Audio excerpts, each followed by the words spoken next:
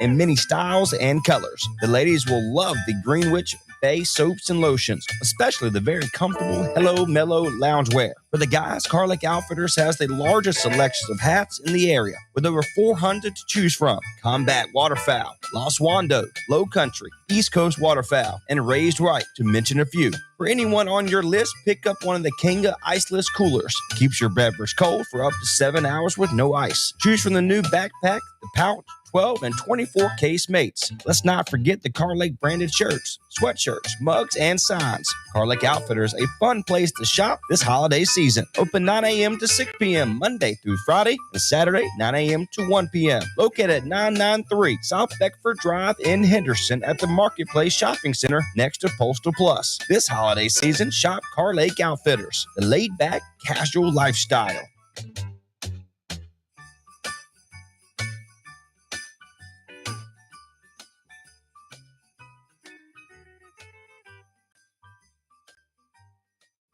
It's the New Music Update, highlighting what's new in Christian music each week. Presented by NewReleaseToday.com. I'm Jeremiah St. James, and this is what's new in Christian music. With a brand new EP, Savior, We Are Messengers marvels at the splendor of Christ and the true meaning of Christmas.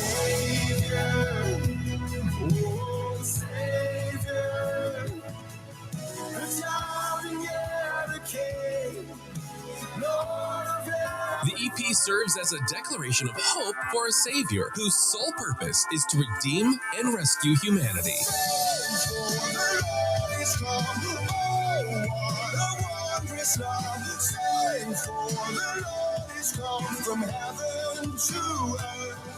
We Are Messengers' brand new EP, Savior, is out and streaming everywhere now. It's what's happening each week in Christian music. New Music Update. Presented by NewReleaseToday.com.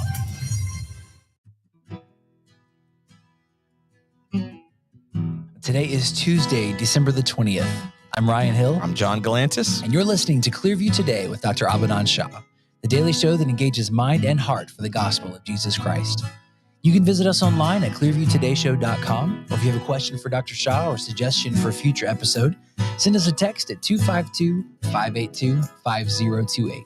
You can also email us at contact@clearviewtodayshow.com. That's right. You guys can help us keep the conversation in the airwaves by supporting this podcast, sharing it online, leaving us a good review on iTunes, Spotify, any podcasting platform that you're listening to this on. It just help us keep the conversation of Jesus Christ going. That's right. And share it with your friends. Share it with your family members. Share it with a loved one. Let them know about the show. Yeah, invite them to be part of the Clearview Today family. That's right. We've been seeing a lot of discussion. A lot of you guys are texting in. We appreciate that. We love getting your texts. We love hearing how the show is helping you. We love hearing how you're enjoying it and how you're sharing it and how your family is being blessed by it and your friends are being blessed by it. So God is really working and moving through the show. We thank you guys for supporting us. Absolutely.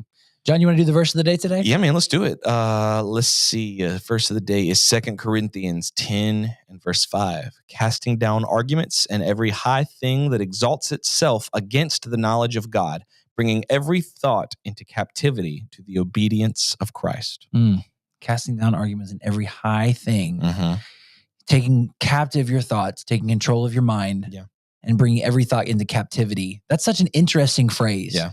Because a lot of times I feel like we think about thoughts that just are things that happen to us passively. They're intrusive. Right. We have no control over them. We use language like your mind wanders and you lose your train of thought. Right. But the Bible tells us to have an active role, an active handle on our thought life. Yeah. Because it can so quickly get out of our hands. It's not the mark of a strong Christian to not have control of your mind. Yep. For you to be in control of your mind, I think it shows, number one, your spiritual discipline, your discipline towards God and what you think of God, what you think of the mind that he gave you. And I think just your overall character as a person. It's not a mark. And I mean, I get that there's people with, mental disorders. We're not talking about that. We're talking about people who let their mind get away from them. Right. And not controlling the thought. Bring every thought captive, capture it. You know what I mean? There's an aggression there. There's an intentionality. Yeah, there's language of force, of subjugation. Right. You are the one in control of your thoughts, not the other way around. That's right.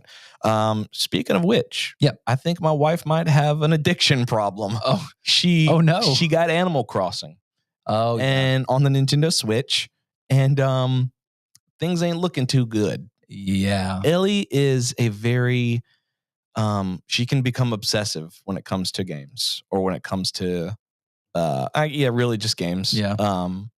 I've never played, as big of a Nintendo fan as I am, I've never played Animal Crossing. I have never played Animal Crossing either, but my wife, Elizabeth, loves Animal Crossing. What is it? So the best I understand, and I've only ever watched her play, the best I understand is that you are this settler on an island. And you have different people who come to your island, who cross a bridge to come to your island. Are these people in real life, like other players? Sometimes, but most of them are like NPCs, characters that are animals. Okay. Hence Animal Crossing. Okay.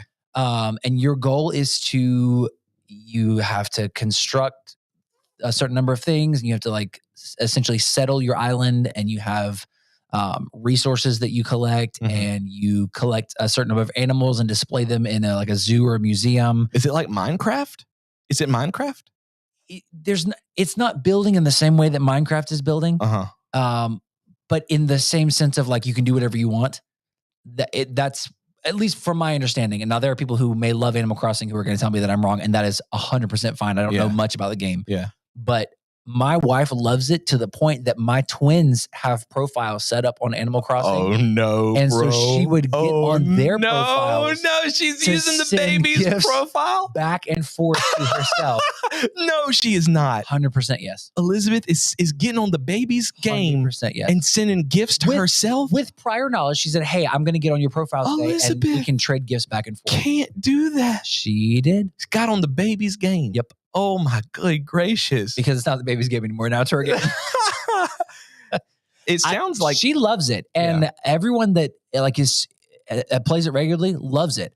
I can't wrap my head around it. I'm watching it. I'm watching it being played, and I just don't. And I don't. This sounds like an old fogey, and I'm not trying to. I don't get it. Yeah, me neither. I don't get it. I'm the same way. I'm like, I don't understand what is the point. She's like, well, the point is to just, be on this island. Yeah, I'm just trying to have what is your goal? What how do you win? She said, well, I'm trying to do this task and this task and this task. I'm like, what is the story? She's like, there's not a story. People said that with Minecraft too, but there is a like objective overall. It doesn't tell you, but I mean, there is a dragon for you to go and eventually kill if you want to. But this, I just don't. I don't understand the how. I don't understand the why. I just don't get it. I remember distinctly. She was playing one night, and it seemed like nothing was going on. And then the credits started to roll. On Animal Crossing? Yeah. And I was like, oh, did you beat the game? She's like, I guess. And then the credits got to the end, and then it just went right back to what she was doing. I'm like, what happened? I don't understand. What was the mile mark? I have had that with Borderlands. Borderlands 1 was like that. It's just a bunch of side quests and then the credits roll. And it's like, oh, I guess I beat the campaign. I thought it sounds like Minecraft, and I wondered because Ellie's got what I like to call a little problem with Minecraft. Oh, I'm talking about I do know this staying about up Ellie. way late into the night, like getting on my Xbox, going and taking my resources, diamond that I've farmed. Which, I mean, granted, she farms way more diamond than me, but Ellie's got a little problem with Minecraft. We gotta limit our Minecraft. She is a very driven person, and when she sets her sights on a goal, it's going to get accomplished. Yeah, oh yeah. And sometimes that goal is Minecraft. She's carved out an entire cave for all her stuff. She's a hoarder, I think, in real life, but she won't let it come through unless it's in Minecraft. Right. So, which is fine because then you can just hit the power button. Oh yeah. Yeah. Oh yeah. Well, on today's episode, with it being Christmas week, we're going to talk about some of these myths that hang around our Christmas traditions. Things like hanging mistletoe or Christmas trees or stockings on the fireplace, things like that. We're calling this Christ Myth Busters. Oh, that's cute. I had to very carefully say cute. That. Christ Myth Busters. Adam Savage style. Right. Crisp St. Nicholas style. Exactly. Very cute. So we're going to bring Dr. Shine in just a minute, but if you have any questions or suggestions for new topics, text us at 252-582-5028, or you can visit us online at clearviewtodayshow.com. We'll be right back after this. Hey there, listeners. My name is John. And I'm David. And we just want to take a second and talk to you about Dr. Sean Nicole's new book, 30 Days to a New Beginning, Daily Devotionals to Help You Move Forward. No matter who you are or where you are in life, you're going to get stuck. You're going to have goals that you just can't seem to reach, and you're going to be looking for some new way to start over. Unfortunately, life does not have a restart button. But here's the good news. God's mercy is new every day, right? And so that means every day is a new chance for you to start over. Now, Dr. Shaw and his wife, Nicole, have written a new 30-day devotional in their 30-day series designed to give you practical tools for starting over. No matter where you are in life's journey or what pitfalls you've encountered, this devotional is going to help you move forward, refocus your mind on God's truth, and meditate on His Word. And you guys can pick up a copy right this second on Amazon.com. Unless you're driving. Yeah, don't shop and drive unless you're driving, in which case, wait till you get home. But we're going to leave a link for you right here in the description of this podcast. So it'll be waiting for you when you get home. That's 30 Days to a New Beginning, daily devotionals to help you move forward. And for the remainder of November and all through December, we'll be sending a free copy to anyone who supports the podcast by visiting us online and donating to the show at clearviewtodayshow.com. That is a very, very good incentive, gang. That's 30 Days to a New Beginning, daily devotions to help you move forward by Abadan and Nicole Shaw. Thank you guys so much for listening. David, you want to jump back into the show? Let's go. All right.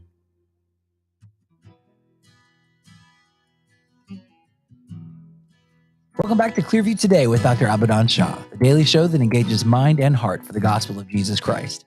You can visit us online at clearviewtodayshow.com, or if you have any questions or suggestions for future episodes, send us a text at 252-582-5028. Dr. Shah's with us in the studio today. Dr. Shah, how are you today? I'm doing very well. It's Christmas time. Really excited about Christmas this year. Our family's going to get together, and we're really happy. Happy. That's awesome. Well, if you guys are joining us for the first time today, Dr. Abadan Shah is a PhD in New Testament textual criticism, professor at Carolina University, author, full-time pastor, and the host of today's show. You can follow his work on his website. That's abadanshah.com. That's right. And speaking of his work, we have these sitting on the table in front of us today. Doesn't that look nice? Man, that would look great Put the camera on your bookshelf. How nice. That would look great on your bookshelf. Look at that spine right there. Look at that right there. Yeah. This is on your bookshelf. Your bookshelf. Your bookshelf. This is on your bookshelf. Imagine your bookshelf with this on it. Take a minute. 30 Days to a New Beginning, available now wherever books are sold online. Cut me off, man. I was in the middle of an I'm so example. sorry. Take a minute. Close your eyes. Picture that on your bookshelf. Not if you're driving. Feels good, don't it? Feeling that on your bookshelf right there. Hopefully you do. Where can you get it, man? You can pick it up on Amazon. It is available as both a paperback and an ebook, so you can get it on your digital e-readers, whatever you use for that. If you have an app on your phone or tablet, it's available there. Will be available as an audiobook very soon, so you can listen to it read to you on Audible. Read to you by Dr. Shaw and Nicole. By the authors. That's always a fun thing when the authors read the book to you, unless they don't know how to read. Like they don't know how to narrate. Sometimes I'm not gonna say who, but I'm listening to an audiobook right now. It's narrated by the author, and I was like, you know what? No, they should have contracted out. Yeah, they should have contracted out. But we've already done one Audible with Dr. Shaw and Nicole, and it was very well done. That's right. And so as we were talking about Christmas, we are examining some Christmas myths today. This is from a sermon that you preached a while ago. And it was called Christmas Mythbusters. I love that title. I loved that show when it was on. So as soon as I heard that title, I was like, immediately yes. Hashtag Adam Savage Christmas. Immediately love it. But there's a lot of myths that people have just kind of adopted, believing about Christmas. People talk about how Christmas traditions are derived from paganism and, we can't celebrate this because of X, Y, and Z. So Dr. Shaw, can you kick us off today and just kind of talk about where some of these misconceptions come from? Absolutely. Well, the one that we're trying to address today is regarding the date, December 25th being the Christmas day. Mm-hmm. And it's claimed that this was originally a pagan holiday and maybe connected to the Roman festival of Saturnalia, or, the feast of the sun god, souls, the winter solstice and all that. And, Jehovah's Witnesses, right? They love to say, why do you celebrate these pagan festivals? Mm-hmm. So we know what motive they have, right? If you don't believe in Jesus Christ being fully God, fully man, I'm sorry, I'm not listening to you. Right. Exactly. Right. And I'm not listening to anything else you have to offer as a corrective to our understanding of Christmas. Sorry, it's just you're not a credible source for me. Right. But having said that, sometimes even believers get on that bandwagon and they say things without thinking. Mm-hmm. And pastors do that. Well, we don't know when that the Christmas could have been. It could have been, some other time of the year because, shepherds wouldn't be out in the field because it's, wintertime, whatever. It's like, wait, have you really thought through? Or are you simply parroting what you heard somebody else say? Right. Don't be so quick to give away one of our traditions. Right. Yeah. And why exactly would you hear something? It's one of those traps I think Christians fall into is we hear something new and exciting, but it's not explicitly heresy. So I should jump on it right as a truth. Right. Because even if I go against it, I'm not really harming anything, as it were. So why not? It's a fun, new, trendy thing to say that something in the Bible or something in our Christmas tradition might be wrong. Yeah, I feel like a lot of people even wear that as a badge of honor. Like they're like, oh, I'm poking holes in the tradition because I want to shake up the establishment because I want to get back to real Christianity. But I'm not poking any damaging holes just so in case I'm wrong that the Lord won't be mad at me or something. Yeah, I believe Jesus is God and he died on the cross for himself. But the Christmas stuff and even the Easter is like some festival to the God Astarte. That's where Easter comes from. And I'm like, really? Did you do some good research? No, you just saw two words that sort of sound the same and you went with it, right? For Easter. But today we're talking about Christmas. So let's stick with Christmas. Absolutely. So, that myth is circulating around. Sometimes Christians even say it without realizing that there's inherent danger in what they're saying. But there's two different arguments as you approach this myth. There's two different arguments that people typically fall into. One of them, Dr. Shaw, you mentioned this, is the history of religion's view. Can you talk about that a little bit? What does that view mean? Well, so, it's claimed that somewhere by the 4th century after Constantine converted to Christianity, that, this is when December 25th was claimed to be the birthday of Jesus. And the first, I covered this in a message sometime back.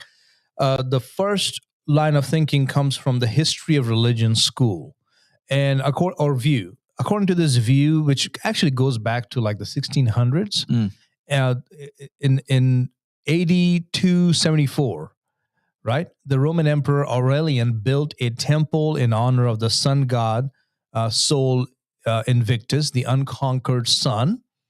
And he did this because he had won some victories in battle and he wanted to honor the patron god. So he built this temple, and he even constituted or instituted some special games in this god's honor.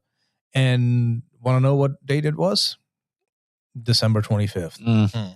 So it's claimed based on that this must be the date. And furthermore, this was also the time of Saturnalia, which ran from December 17th to the 23rd, as I mentioned in the opening, in honor of the Roman god Saturn, who was the god of wealth and agriculture. So taking all that into account, the winter solstice as well, it is claimed that it had to be coming from that origin, because winter solstice, you're going from December 21st, 22nd.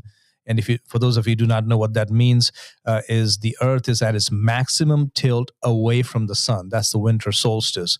The day is short, and it kind of symbolizes the death and rebirth of the sun. And so it is claimed that this was a day that was usually spent in carousing and craziness and drinking and parties. So the church fathers and pastors felt like, you know what? Let's claim it for the birth of Jesus.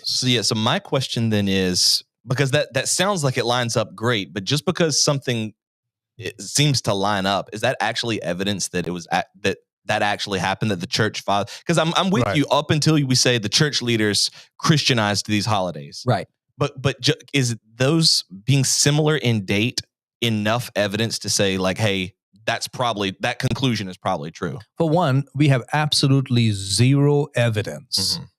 Historically, there's no document, there are no minutes at any council that said, I'm concerned about our young people drinking and carousing on December 25th. Why don't we just make that a Christmas day? Why don't we say that's Jesus? That's the birthday, so we can keep them from driving drunk, or I don't know, whatever they were driving at the time. Horseback riding drunk.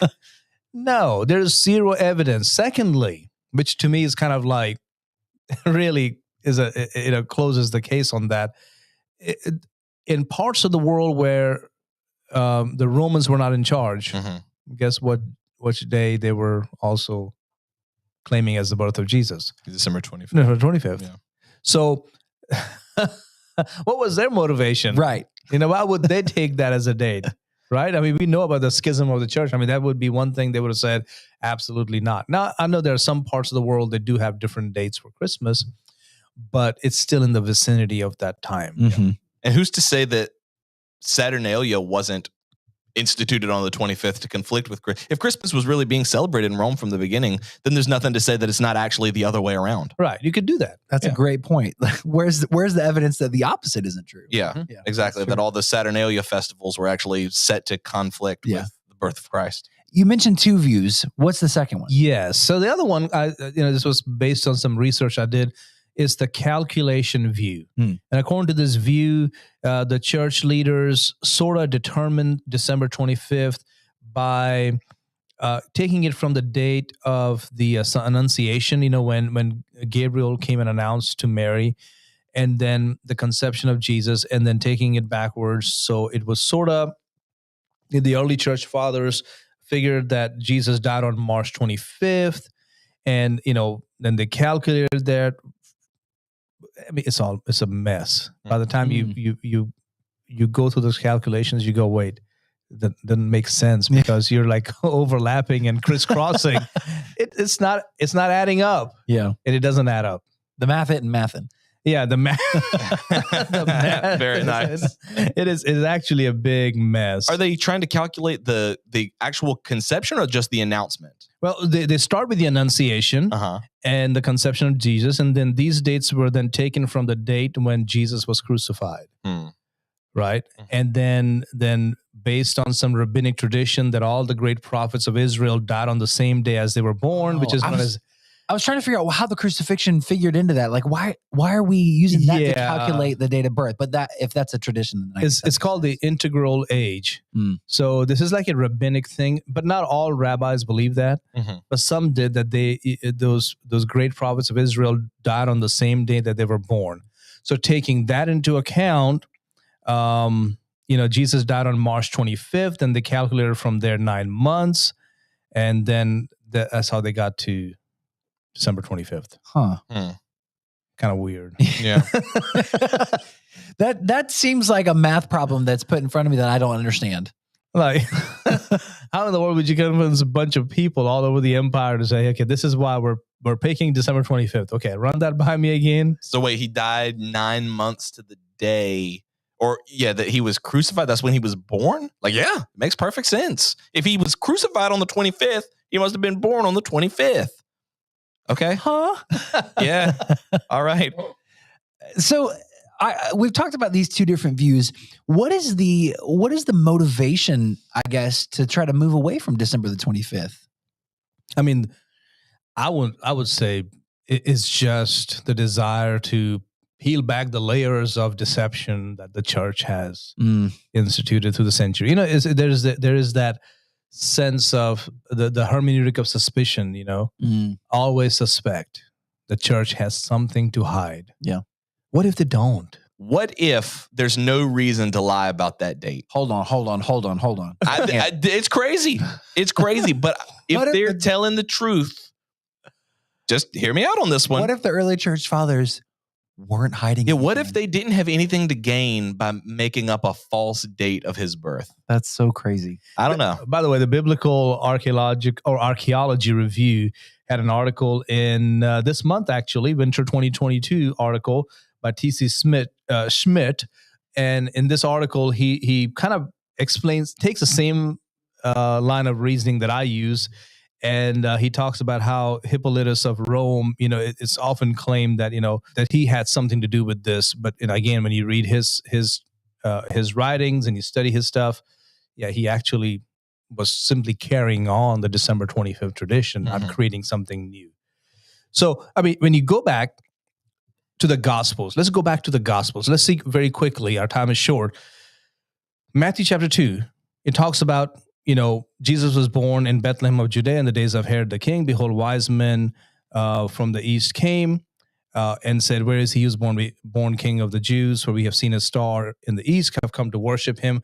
When Herod the king heard this, he was troubled, and all Jerusalem with him. So when did Herod die? Let's begin with that, okay? Josephus tells us of an incident before the death of Herod. There's a situation that took place where he had set up a Roman eagle above the gate of the temple. And this was sort of a slap in the face of Jewish people. And Herod was getting sicker by the days, and some of the rabbis called on the young men to tear down the eagle from the gate. Kind of sounds like the world in which we live today. And they did, but they got caught. And Herod sent them to Jericho along with the rabbis and ordered that they be burned alive. Wow. Wow. Oh, yeah. Hey, this dude was serious. Yeah, he was very serious. The date of the execution was January the 10th, 1 BC. But he's getting worse, okay? Herod was getting worse. He's getting sicker. So he decides to head out of town to the mineral springs beyond Jordan in the middle of February, which is February 1 BC.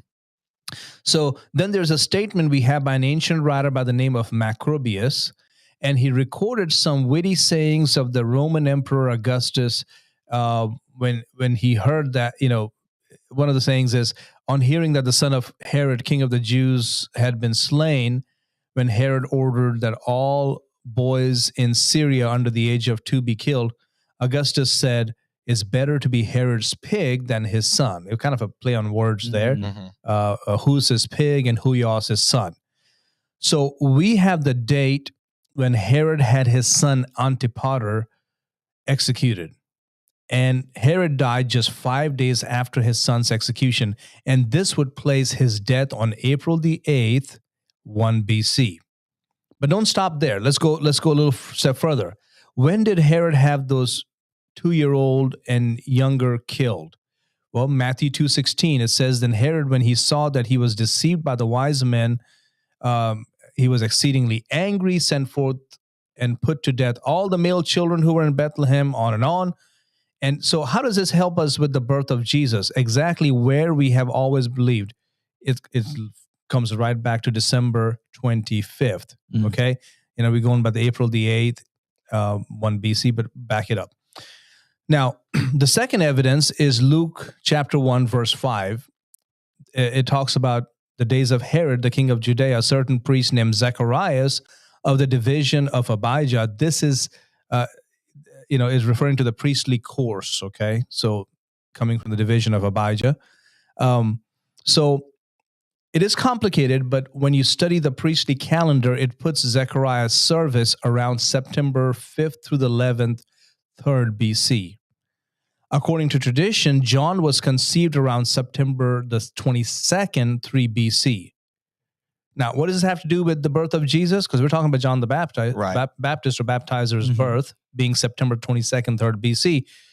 But Luke chapter 1, verse 26 says, now in the 6th month, the angel Gabriel was sent by God to a city of Galilee named Nazareth to a virgin betrothed to a man whose name was Joseph of the house of David. The virgin's name was Mary. So count 6 months from September. Where does it come to? March the 2nd BC. That's when Jesus was conceived. So if he's conceived March the 2nd BC, when is it? About 9 months after 9 that. months later would be December. December. Yeah. So I'm not going to say necessarily like December 25th. What's the date that I? Okay, what if it was 26th? Does that mean the whole idea of December 25th being the date that we consider as the birth of Jesus being like, oh, that's a pagan holiday? Yeah. We don't even know when he was born. No. Once you take the account of Herod in Matthew chapter 2, then you take the account of Zacharias in Luke chapter 1, we get a pretty good indication that somewhere in that December into January period is when Jesus was born. Wow. And so the whole idea of the shepherds thing, let me just address that very quickly, watching over the flocks by night, how can you do that in the winter? According to the Mishnah, the sheep around Bethlehem were outside all year. So the ones who keep saying about it's too cold out there, well, apparently they're out there all year. Documentation that tells us they were outside all year. And this was especially true when it came to the Passover sheep, which had to be outside for 30 days before Passover. So this would be in February, the coldest and wettest month of the year. December would not be a problem. Yeah. Yeah. So February, they were out there. So December, it's not as cold yet, guys. It's like for us, it would be sometime in October. would you have a problem being out there tending sheep? No, and it's Yeah. probably colder in February than it would be in December. Yeah. Right. And they're out there. Yeah. So why would December be a problem? It's like, oh, I can't be out there. Right. It's 60 degrees. Right. So celebrate on the 25th. Yeah. Yeah. It is fine. That is when Christmas is. I just want to tell people, please don't let anybody keep stealing our traditions based on, can I just say it? Yeah, go for it. Dumb arguments. That's true. Mm-hmm. That's true, man. A dumb argument ain't worth stealing your Christmas joy. That's right. You don't gain anything. No, You don't gain anything. it's just a at all. loss. That's right. Don't bank your life. Car Lake Outfitters has you covered this holiday season with Santa-approved gifts. For the ladies, Car Lake Outfitters has the popular Lake Girl apparel. Sherpa 1/4-zip pullovers, sweatshirts, hoodies, long sleeve tees, and hats in many styles and colors. The ladies will love the Greenwich Bay soaps and lotions, especially the very comfortable Hello Mellow loungewear. For the guys, Car Lake Outfitters has the largest selection of hats in the area, with over 400 to choose from. Combat Waterfowl, Los Wando, Low Country, East Coast Waterfowl, and Raised Right, to mention a few. For anyone on your list, pick up one of the Kanga Iceless Coolers. Keeps your beverage cold for up to 7.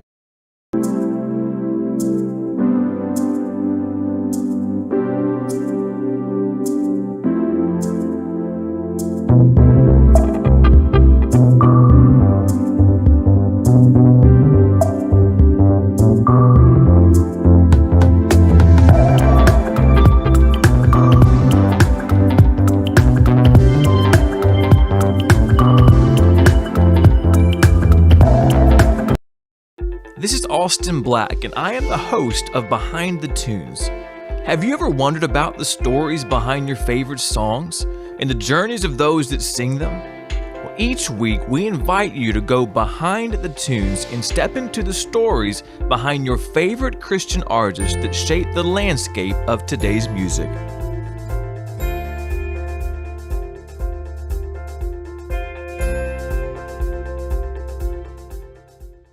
Rock, you can now take anywhere you want to go by download the Nextdoor radio app today. Available Google and Apple stores. The Smithsonian has arrived to Granville County. The Granville Museum is one of 6 host sites in North Carolina for Crossroads Change in Rural America. The Crossroads exhibit will be here from December 6th through January 19th. The museum is open Tuesday through Friday, 10 a.m. to 4 p.m. For weekend hours and a list of programs, visit www.granvillemuseumnc.org. Crossroads Change in Rural America is part of Museum on Main Street, a collaboration between the Smithsonian Institution and North Carolina Humanities Councils nationwide. Support for Museum on Main Street has been provided by the United States Congress. This is Louis Bowling with Looking Back into Granville County History.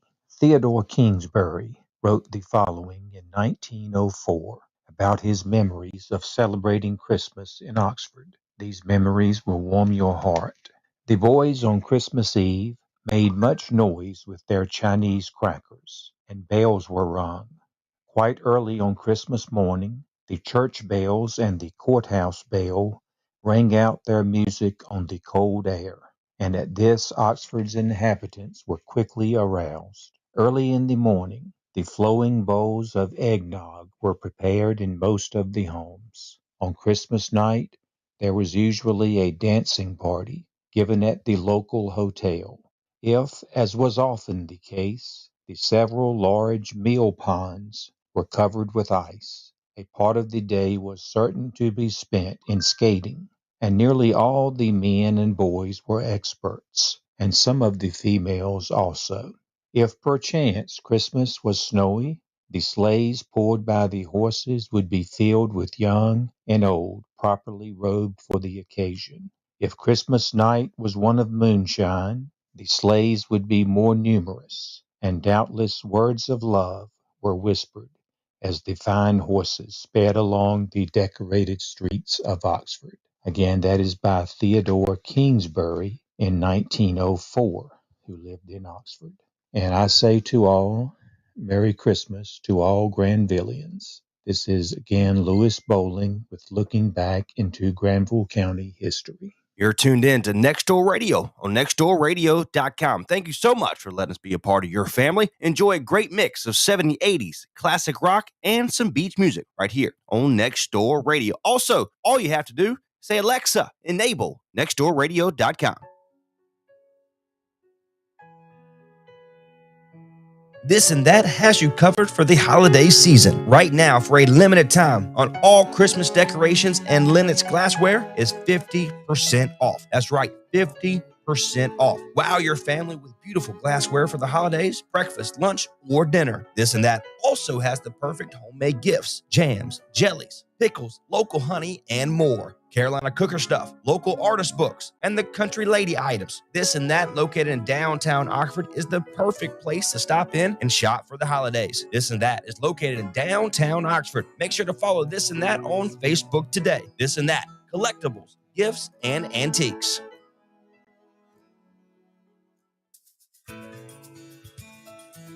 It's time for local talk here on Next Door Radio, nextdoorradio.com, and the Next Door Radio app.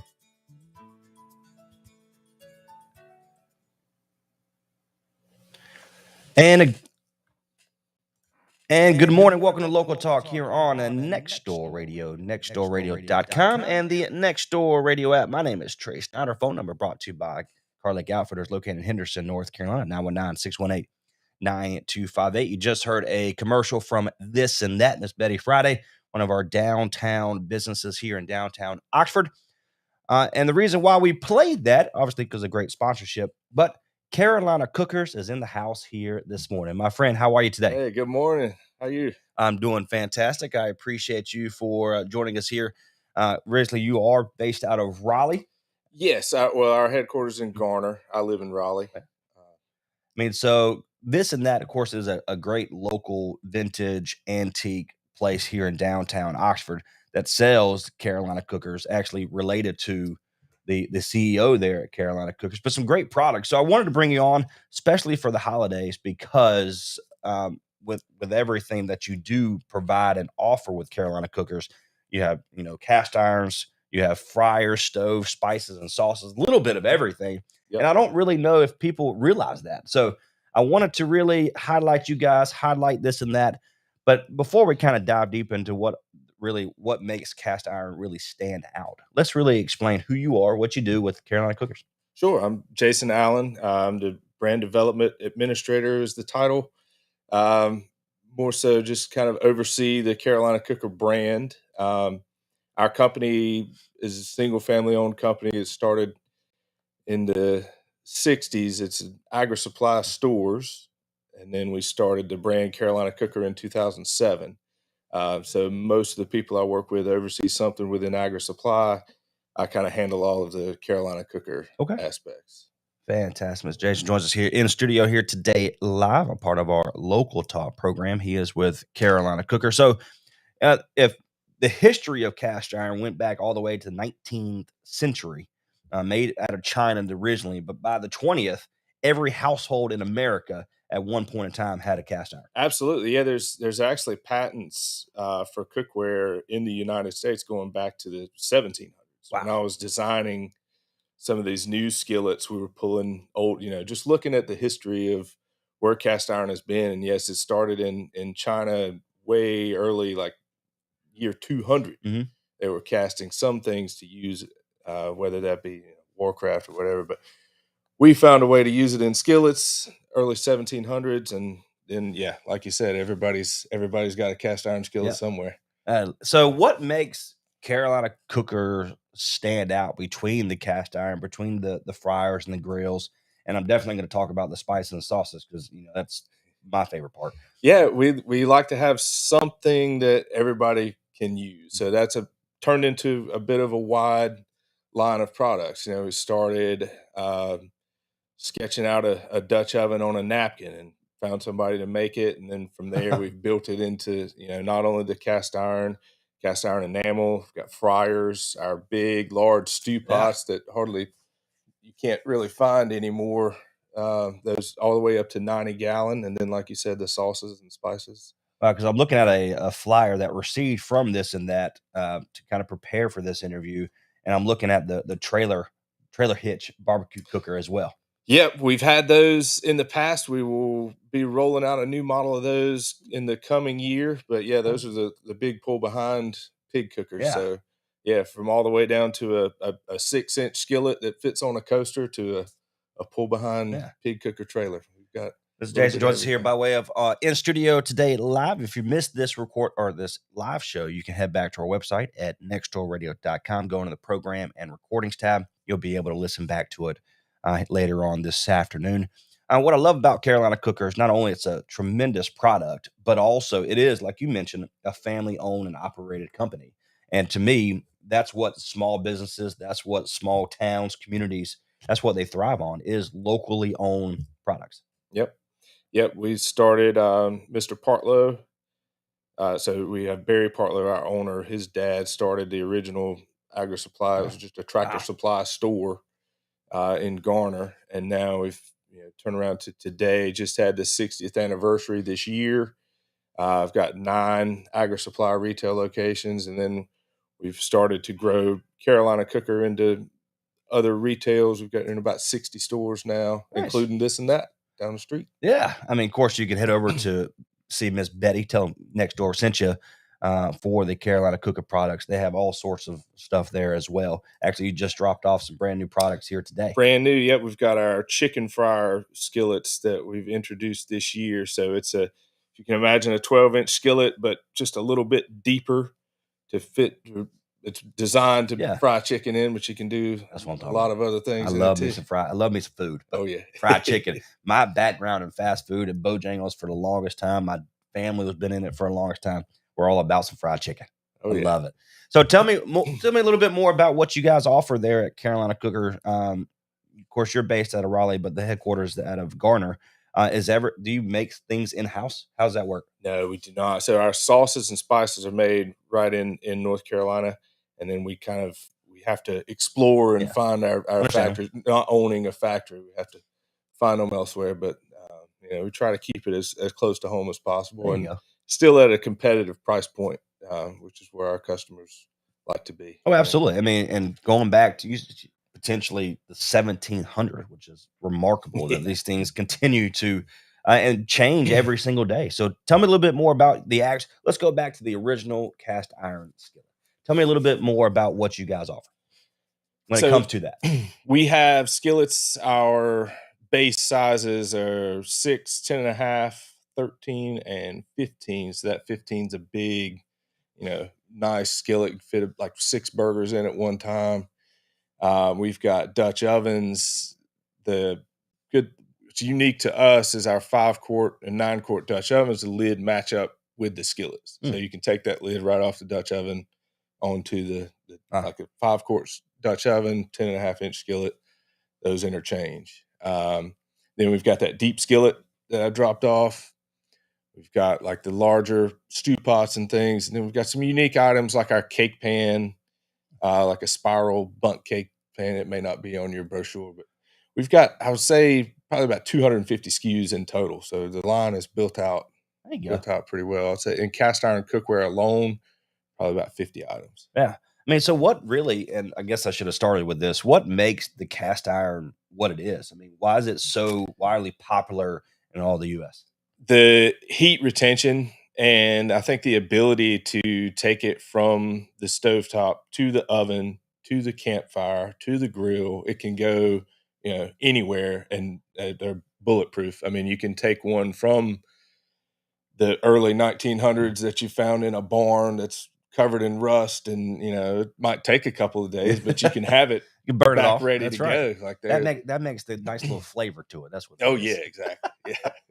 And so like I said, I go back to the memories I have with my grandma, who swears by this stuff. I mean, she's 83 years old, and she has more spunk than me, and I'm just hope by the age of 40 I have that much spunk. Yeah. But she swears by this stuff, and so when I saw that and this and that, I said, this is a perfect opportunity to really get the word out. Again, you guys have been operating without any help whatsoever for the last couple of years, but it's one of those things where you have such a great product when it comes to especially the holiday gift giving items. Yeah, I mean that's one of the things about cast iron is you're giving it to someone, but it'll be around. It never goes away. Yeah, that can be passed down. That can be handed on. Those stories, those memories, those meals, all of that stuff lives on in the skillet. So again, cast irons. We have cast iron grills, fryers, stoves, spices, and sauces. Of course, locally, you can go to This and That and grab one of your favorite items. But if by chance they don't have something that we see on the flyer or online, how can they get a hold of you? You can go to This and That, and we can order it through. We can ship it to Betty and have it for you there. Or we have our website, carolinacooker.com. And also check out our YouTube channel at Carolina Cooker. We do a lot of cooking videos. I'm trying this past year was a big project, and we've still got a lot of editing to do on them, but trying to make these little quick 1-minute skillet basic videos. I think there's like a pineapple upside down cake, a chicken pot pie. I think we've got about 50 or so of those filmed, and they'll be rolling out in the coming months. So keep an eye on. Well, you got a new follower, because I love getting new YouTube channels anyway, because we're big on part of that here at Next Door, but especially cooking. I'm a terrible cook, and so this might help me. This might help me. So my wife's a great cook, so let's go there. Well, my friend, hey, appreciate it for coming here to Oxford, North Carolina, all the way from Raleigh. Talk about Carolina Cookers. Of course, locally, you can go to This and That. Miss Betty Friday, you can, if you don't have anything there that you see and you want to order something, you can get it right there. But one more time, how can they get a hold of you once again? CarolinaCooker.com is the easiest way. And there you go. I have a contact form on there. If you need to reach me personally, it'll come straight to my inbox. Good day. God bless you, brother. Be safe on the roads. A happy holidays to you. And I should have said, is there any plans for the holidays for you? Just girlfriend and parents going to get together and have a good Christmas. There you go. Nothing wrong with that, my friend. Well, happy holidays to you, okay? Thank God you, bless sir. Happy holidays to you. Again, Jason Allen joins us here by way of our local talk. We are live here this morning. If you missed this live show, you can head back to our website at nextdoorradio.com. He is with Carolina Cooker. Of course, you can follow them on their YouTube channel, but carolinacookers.com for more information about that, or just visit your local store. Shop local, buy local here in Oxford, North Carolina. My name is Trace Knott. Until next time, thank you so much for being a part of what we do here on Next Door Radio, nextdoorradio.com, the Next Door Radio app. We'll see you later.